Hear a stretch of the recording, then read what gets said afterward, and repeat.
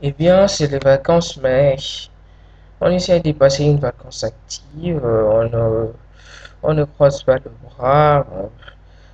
Quand on a du temps libre, on essaie un peu de mettre ça à profit. Bon, s'il n'y a pas une activité particulière, spéciale, on s'y rabat aussi sur nos notes, sur des trucs qui pourront cultiver notre intellect. Et moi, en tout cas, euh, j'aime beaucoup ce que je fais. En tout cas, je me donne à fond pour ma passion et ma passion n'est d'autre que la pharmacie. Ma passion n'est d'autre que le médicament. Ça me fascine tellement que euh, je donne ma vie pour ça, quoi, pour le médicament. Et maintenant, je ne suis qu'en phase d'apprentissage de ces métiers si nobles, bon, si difficiles, mais nobles quand même. Et il n'y a pas longtemps aussi, bon, dans le cadre toujours de vacances actives, j'ai essayé de parler sur le système nerveux autonome, bon, la manière dont Madame Aboudra m'a enseigné. Et maintenant, bon, j'aimerais plus, toujours en cas de complément, compléter ce que j'ai dit il n'y a pas longtemps sur le système nerveux autonome. Là, maintenant, j'essaie de faire une action, en fait, une disons, des actions, quoi. Comparaison des actions au sein même du système nerveux autonome, c'est-à-dire, j'essaye de comparer en termes d'action les systèmes parasympathiques et les systèmes sympathiques. Et puis, il faut savoir qu'il y a, il y a quelques glandes et les organes qui seront retenus pour parler de ça. Et puis, on commence tout d'abord par l'œil. Au niveau de l'œil, disons, c'est seulement au niveau des glandes lacrymales.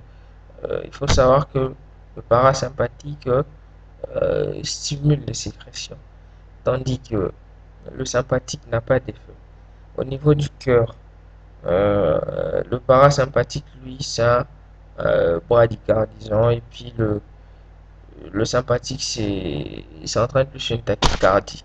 Et puis au niveau des vaisseaux, c'est-à-dire artères, coronaires, veines, donc le parasympathique, lui, n'a pas d'effet. Bon, vous connaissez quoi. Il n'y a que deux territoires qui sont euh, bon, inhérents vers les parasympathiques, spécialement avec des récepteurs muscariniques, quoi. Mais généralement, on dit qu'il n'y a pas d'effet, il n'y a pas d'effet.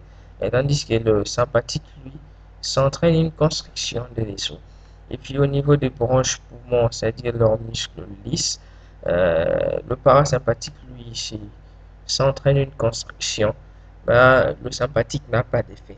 Et puis au niveau du tract digestif, c'est-à-dire le muscle lisse et les sphincters, les glandes endocrines.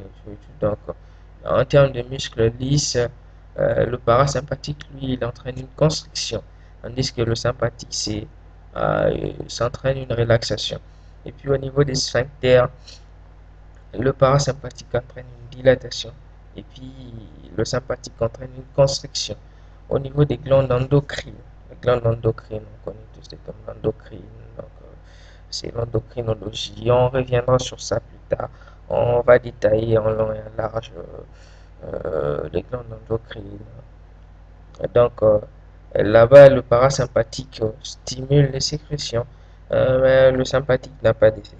Et puis au niveau de la peau, c'est seulement les glandes sudoripares. Donc le parasympathique n'a pas d'effet.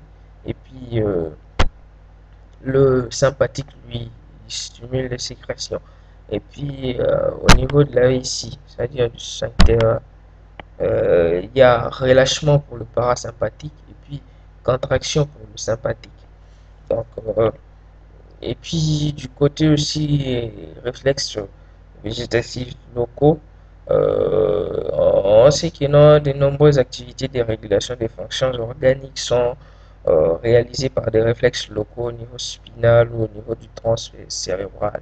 Donc c'est ça quoi, la moelle épinière et les troncs cérébrales, les centres nerveux trop importants pour le corps humain. Bon, Et puis, un arc réflexe végétatif comprend, on a tout d'abord un interocepteur.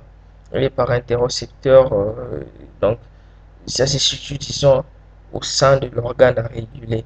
Et puis, il y a des neurones sensitifs, et puis des neurones d'association, des neurones pré- et post-ganglionnaires, et puis des effecteurs constitués par des fibres musculaires lisses ou des cellules glandulaires. Et puis, et, c'est ça quoi. Là, c'est en tout cas l'axe réflexe classique, l'axe réflexe végétatif classique. Et puis, on va essayer aussi d'élucider ça par un exemple qui est bon, fréquemment réalisé par les humains, c'est le réflexe là de la miction. Hein. Le réflexe de la miction, en fait, ça, on essaie de décortiquer ça comment le stimulus pour qu'il y ait miction. D'abord, c'est la distension, la distension de la paroi de la vessie. Et puis, le récepteur de ce stimulus, le mécanosecteur de la paroi de la vessie. Le mécanosecteur de la paroi de la vessie. Et puis, le centre réflexe, c'est la moelle sacrée. Par moelle sacrée, là, on comprend tout à l'heure que non, donc, c'est le parasympathique donc, qui a plus de fil là-bas, comme on a dit, au niveau du vessie, de la vessie, pardon, et c'est seulement au niveau du sphincter de la vessie, donc, pour qu'il y ait relâchement. Bon, en fait, ces réflexes-là de la miction, donc, en termes de relâchement, donc, on voit il y a l'action du parasympathique. Donc, il a, bon, disons, les centres réflexes, donc c'est la moelle sacrée.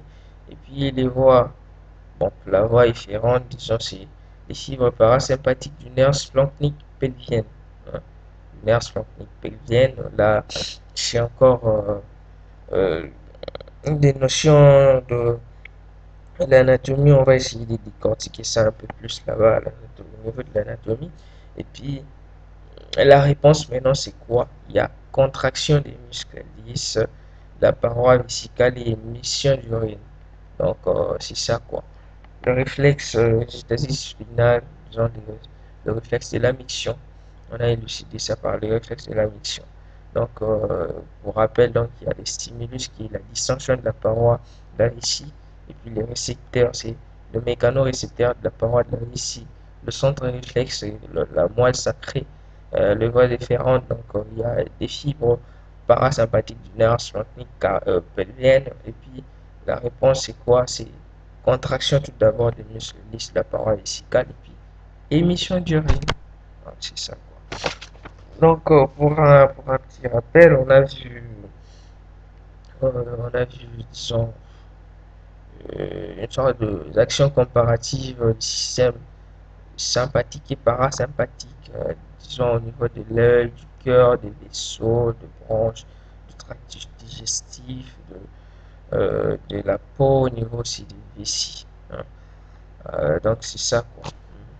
On voit que non, pour conclure que le sympathique et le parasympathique, ça fonctionne d'une manière coordonnée, mais disons avec des effets opposés, quoi, avec des effets opposés. Si de l'autre côté on a une bradycardie, de l'autre côté on aura une tachycardie, bien qu'il y ait des exceptions, ça fonctionne d'une manière opposée.